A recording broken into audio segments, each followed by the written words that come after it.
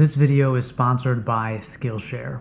What's up guys, my name is Brock, you're watching The Modest Man, and today we're talking about the best business casual shoes.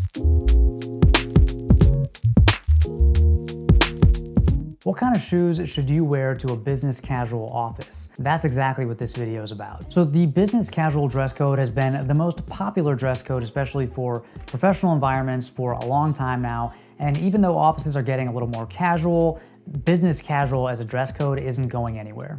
Now, if you haven't seen my business casual guide, go check that out because talk about the whole history of the dress code and what the dress code means right now in a modern day workplace. But this video is just gonna focus on shoes. So first of all, do you even need business casual shoes? If you work in a casual workplace, a place that is okay with like jeans and t-shirts, then you might only need one pair of dress shoes, just something for like weddings and funerals. But if you work in a more typical office that has a business casual dress code, it probably makes sense to have 2, 3, or even 4 pairs of shoes that are good for the office. First up, let's talk about what not to wear.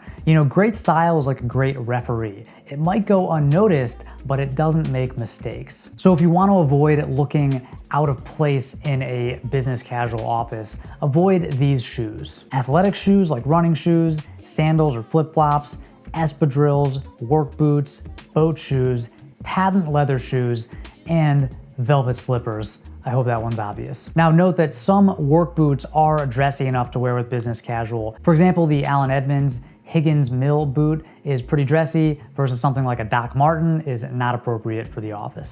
So we talked about what not to wear. Let's talk about what you can wear. So we'll go over 8 types of shoes that are perfect for business casual settings. Just to run through them real quick, we have Oxfords, Brogues, Derbies or Bluchers, Loafers, Chukkas, Chelsea boots, dress boots, and monk straps. All of these work fine with business casual attire. Keep in mind though, just because they all work doesn't mean that they're all the same level of formality. So let's look at each type of shoe in a little bit more detail. First up, the Oxford. The Oxford is a very formal shoe. It's great for formal business settings and formal events like weddings and interviews and funerals. The main thing that sets the Oxford apart is this closed lacing construction. It has a very clean, polished silhouette, and that makes it the most formal business casual shoe on our list. And really, aside from like patent leather shoes or velvet slippers, stuff that you might wear with black tie or tuxedo, the Oxford is pretty much the most formal type of shoe that you can buy. And the good news is, if you only had to have one pair of shoes that would work for a business casual office, the Oxford is a great choice.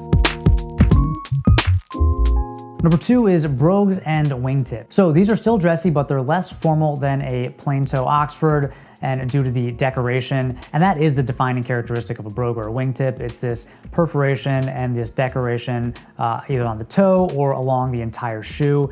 And because of that decoration, it's just a slightly less formal shoe. Now, although the term brogue is used these days to define a type of shoe, it really just refers to that perforated decoration. So the whole Oxfords versus brogues thing is actually kind of misleading because broguing is just something that a shoe can have. It's a characteristic. It's not a type of shoe in and of itself. In other words, some Oxfords are also brogues, but not all brogues are Oxfords. All that confusion aside, brogues and wingtips are great for business casual because they're just not quite as formal and as stuffy as a plain toe Oxford.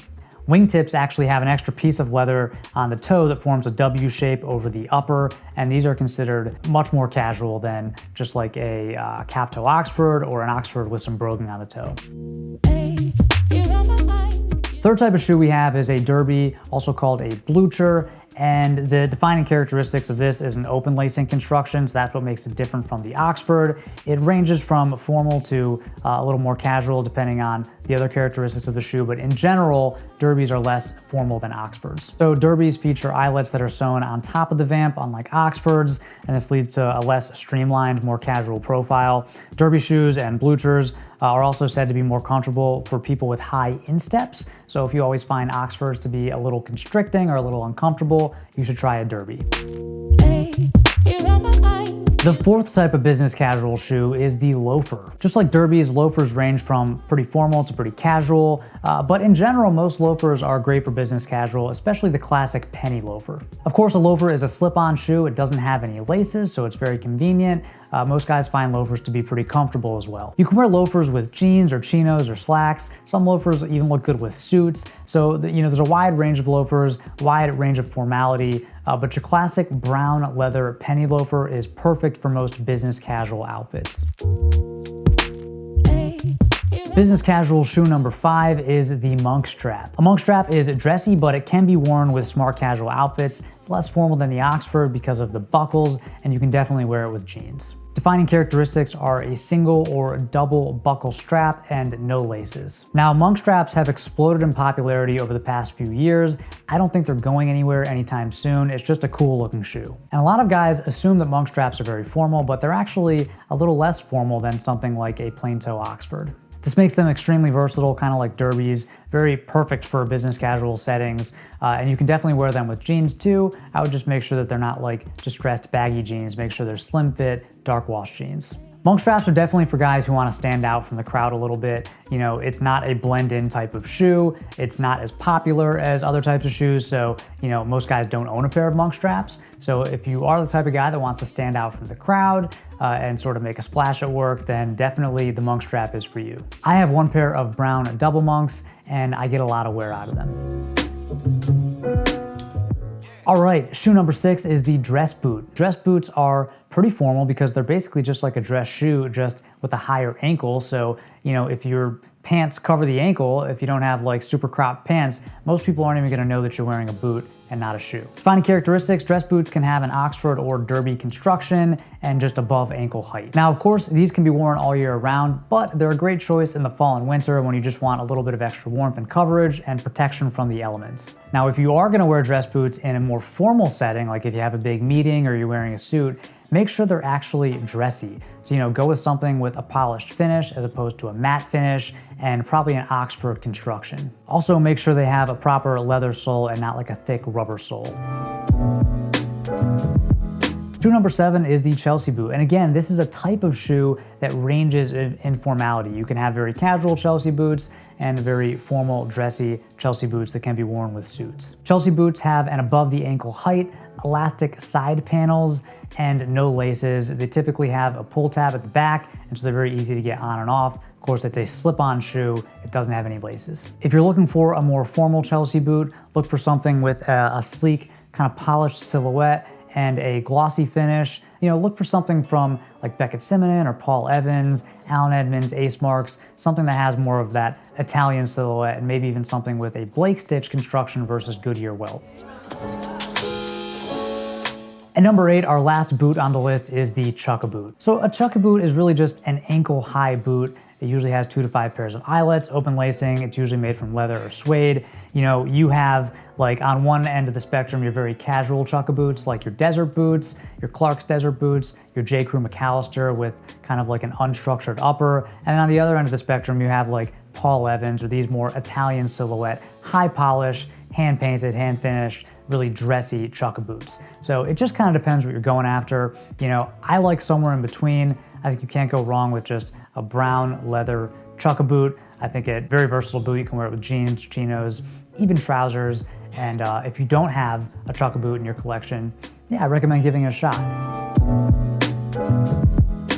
And bonus round number 9 is the minimal leather sneaker. Formality level is smart casual to casual. It's not appropriate for formal environments, but I wanted to put this in there because as offices kind of loosen up their dress codes and really embrace casual Friday or even a whole casual week, the minimal leather sneaker can have a place in your wardrobe, even if you work at an office. Defining characteristics, these are uniform in color, typically like all white or all black. There's no decoration, no branding. They have a streamlined kind of narrow silhouette, and they're made from high quality leather. So we're not talking about like Adidas Stan Smiths. We're talking about like Greats Royale, Common Projects, Achilles Low, that tier of sneaker.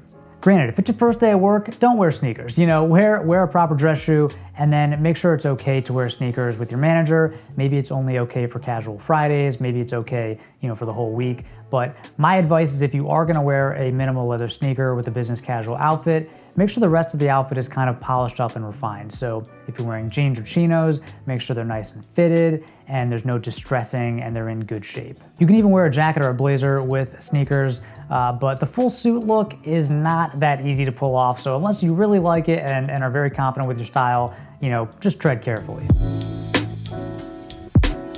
So how many pairs of shoes do you really need? Like most fashion-related questions, it really depends on your situation, but if you're a typical business casual office bro, I think you can get away with 3 or 4 pairs. Hypothetically, let's say your week consists of on Monday you have a big staff meeting where you're doing a presentation, Tuesday through Thursday are just normal days, no big meetings, and then Friday is a casual Friday. In this case, 3 pairs of shoes would be plenty. So for example, on Monday, you could wear your dressiest loafer, maybe throw on a jacket for good measure since you have that big meeting. Tuesday through Thursday, you can rotate between derbies and Oxfords or boots depending on your outfit and your mood. And then on Friday, you can bring out like a suede Chelsea boot or a minimal leather sneaker for a comfy casual look that will carry you right into happy hour. So now that you know which shoes are the best for a business casual office, take a look at your collection and see if maybe you have any gaps. I'll link to some of my favorite business casual shoes down in the description. If you have any questions for me, let me know in the comments. Thank you as always for watching, and until next time, stay stylish. Hey, just want to say thank you for watching this video and a big thank you to today's sponsor, Skillshare. Skillshare offers thousands of classes for creative and curious people, classes on things like video editing for YouTube, fashion photography, and how to build an audience on Instagram. These classes are for lifelong learners, working creatives, curious beginners, and even seasoned experts who just want to further hone their skills or learn something new this year. Skillshare classes include a combination of video lessons and class projects. Members get unlimited access to thousands of classes, most of which have short lessons, like under an hour, so they're perfect for even a busy schedule. One class that I've been enjoying recently is called Instagram-Worthy Photography. It's taught by Brandon Wolfel. I've been getting a little more into photography lately, mostly just going out with friends and helping shoot photos for Instagram, but I've been really enjoying it, and so I found that these classes and these lessons on like how to plan your shoot and how to use the right gear and settings, post-processing and sharing your photos, really interesting and helpful. So if you want to make 2020 a year where you explore new skills or deepen existing passions, I highly recommend checking out Skillshare. You can actually sign up for a free trial for Skillshare right now using the link below in the description, and then after the free trial, the annual plan is just $10 a month. Click the link down below in the description to get 2 free months of premium membership and start exploring your creativity. One more time, that's 2 free months of Skillshare premium membership by clicking the link down below. Thanks for watching, and I'll see you in the next one.